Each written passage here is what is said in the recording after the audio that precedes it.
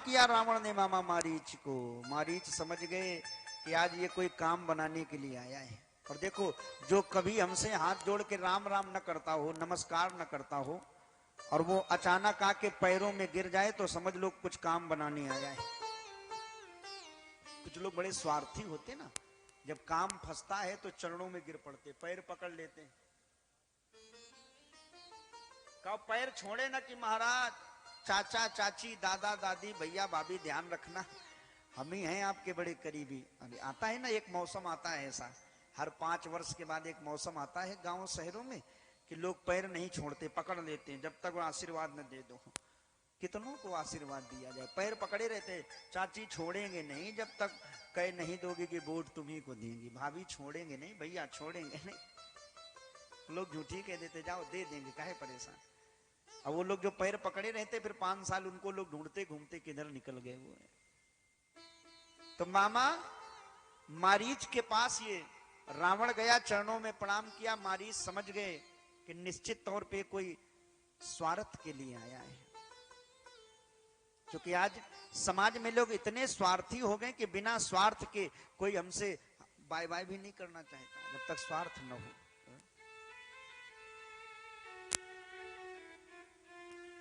दस मुख गयऊं जहां मारीचा, नाई माथ स्वार्थ रथ नीचा। स्वार्थ रथ नीचा, स्वार्थ के बस, गोस्वामी जी कहते हैं नीच स्वार्थ के बस होकर के पैर छू रहा है, माथ नमा रहा है। और मामा मारीची से बोला, मामा तुम हमारे मामा हो और हम आपके भांजे हैं, और मामा भांजा का रिश्ता सबसे बड़ा रिश्ता माना गया समाज में। क्योंकि माँ तो माँ होती, लेकिन मामा में डबल माँ होती, माँ और डबल मामा होते ना। तो इसलिए मामा भांजे का रिश्ता बड़ा आनंद का होता है, हंसी मजाक भी होता है, झगड़ा भी होता है मामा भांजे के रिश्ते में। कभी कभी भांजा मचलता है, मामा काट डालेंगे, मामा कहते हैं हम तुम्हारा गला काट लेंगे यार, तुम बताओ तो सही। चलता रहता है, हंसी मजाक भी होती रहती मामा भांजे में, प्रेम भी बहुत होता है, डांट फटकार भी बहुत होती है। तो मारीची से रावण ने कहा भांजे ने कि मामा जी एक काम करोगे क्या, हम चाहते हैं हमारी कुछ सहायता कर दो। किसमें? थोड़ा हम जो राम है ना, राम, उनकी नारी जानकी को चुराना चाहते हैं। और जो राम का नाम सुना मामा मारीची कान पकड़ के नीचे उठने बैठने लगा। ए रावण, ये दोबारा नाम न लेना। क्यों? एक बार वो राम ने बिना फन का बाण मारा था, बिना फन का बाण, बिन फन बाण राम वही मारा। सत जोजन आयु छन माही, तिन सम बैर किए भल नहीं। और हम तो कहते हैं उनसे तुम बैर, दुष्टता करना चाहते हो, दुश्मनी करना चाहते हो। अरे बिना फन का बाण मारा था तो भारत से आके सीधे हम लंका के टापू में विदाउट पासपोर्ट आ गए थे, बिना टिकट के, इतने वो दमदार हैं। और हम एक बार देखे पड़े हैं राम को, तो हम कह रहे हैं अब हम आपका सहयोग नहीं कर पाएंगे। रावण ने, मारीच ने रावण से। तो रावण ने देखा कि ऐसे ये मानेंगे नहीं, चलो कुछ थोड़ा धमकाया जाए। कुछ लोग प्रेम की भाषा नहीं मानते हैं, तो उनके लिए दूसरी भाषा का प्रयोग करना पड़ता है।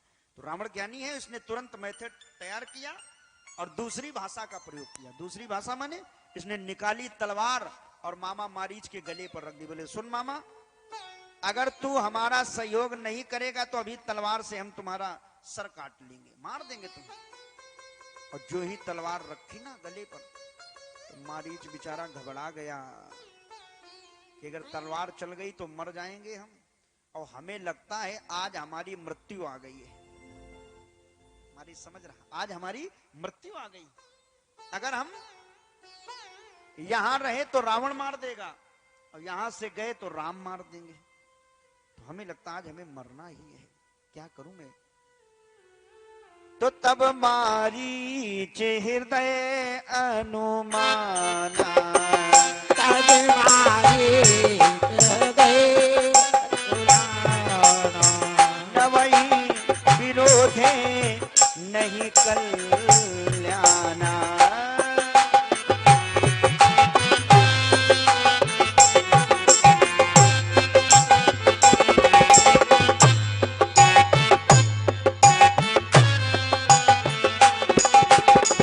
शस्त्री मर्मी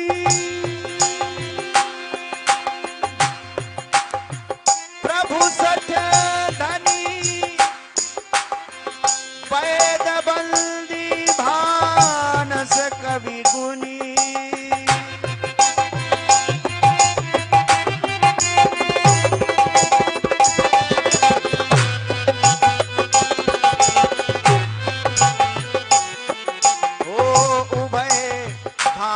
देखा निज मरना तब ताके सी रघुनायक शरणा। तब ताके सी रघुनायक रघुनायक रघुनायक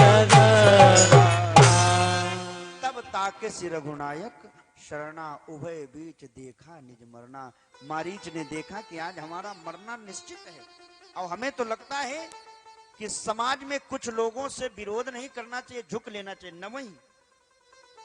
तब मारीच हृदय अनुमाना, किन किन लोगों से विरोध न करें। देखो आज भी हम समाज में झगड़ा करते हैं, दुश्मनी करते हैं, लेकिन किससे दुश्मनी की जाए, किससे झगड़ा किया जाए। तो रामायण का बड़ा अच्छा एक सूत्र आ रहा हम लोगों के सामने, किन किन लोगों से झगड़ा विरोध न किया जाए। बोले शस्त्री मर्मी प्रभु सठ धनी वैद बंदे भानस कवि गुनी। ये कुछ लोग ऐसे हैं जिनसे झगड़ा करने में हमारा कल्याण न वही विरोधी नहीं कल्याणा। इनको हम इनके सामने झुक ले तो ज्यादा अच्छी बात है, नमन कर ले, लेकिन विरोध न करें। कौन कौन, तो जरा ध्यान देना इस बात पर। पहला व्यक्ति है शस्त्री, और शस्त्री माने दो अर्थ हैं शस्त्री के। एक शस्त्री माने जो शास्त्र जानता है, और दूसरा शस्त्री माने जो शस्त्र रखता है। जो शास्त्र जानता हो उससे भी झगड़ा न करो, क्योंकि कहते ना ज्ञानी मारे ज्ञान से रोम रोम विध जाए। ज्ञानी व्यक्ति ज्ञान से ऐसा मार देता है कि रोम रोम विध जाता है, और मूर्ख मारे लट से फाट खोपड़ी। तो ज्ञानी व्यक्ति से झगड़ा न करो, वो लड़ेगा नहीं लेकिन ऐसा लड़ा देगा कि परेशान रहोगे जिंदगी भर। तो शस्त्री अथवा शास्त्र जानने वाला या शस्त्र रखने वाला। कोई बगल में 315 बोर का तमंचा लिए है, आप झगड़ा करो, मान लो वो मार देगा गोली, तो क्या कर लोगे, आप मर जाओगे, नुकसान उठा जाओगे ना। तो ऐसे शस्त्री व्यक्ति से झगड़ा नहीं। शस्त्री मर्मी, दूसरे नंबर पर आते हैं मर्मी व्यक्ति।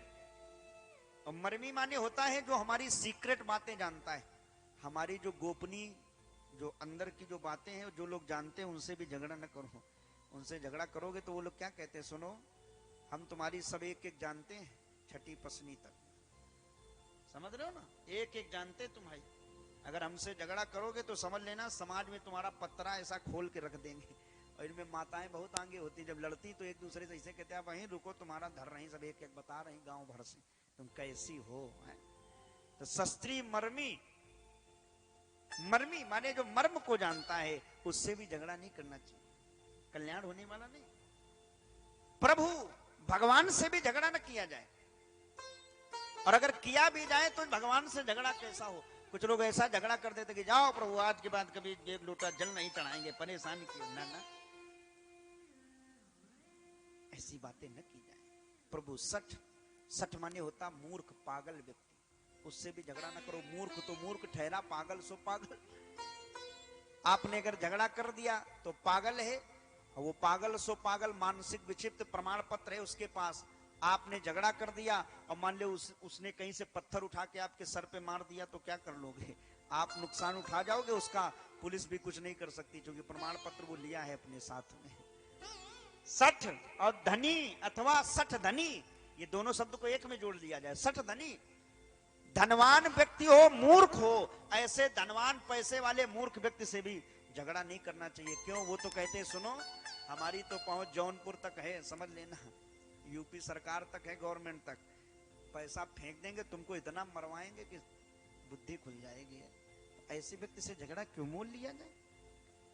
शस्त्री मरमी प्रभु सठ धनी, सठ धनी ऐसे धनवान व्यक्ति से झगड़ा न करो।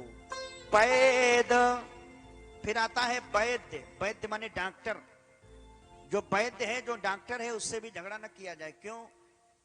मान लो कभी डॉक्टर से हमने झगड़ा कर लिया और रात में हमें कालरा हो गया, गर्मी का समय चल रहा है, आवश्यकता रहेगी ना डॉक्टर की, तो डॉक्टर के पास जाओगे। अब रात में 12 बज गए, उल्टियां हो रही, दस्त हो रहे, तो आप दरवाजा खटखटाओगे, डॉक्टर साहब, तो डॉक्टर एक तो पहले उठेगा नहीं, कहेगा बेटा हमसे उस दिन लड़ गए थे, अब हम तुम्हारा इलाज करें, भगवान है ना डॉक्टर, तो नहीं आएगा। और आ भी गया, मान लो ऊपर से नीचे उतरा, घर में आया और आपको देखेगा तो सोचेगा लाओ आज पूरी दुश्मनी निभा ली जाए, आज फंस गए हैं ना, तो पता नहीं डेकाडान इंजेक्शन लगाना हो, लगा कोई दूसरा दे तो आप चले जाओ, राम को प्यारे हो जाओ।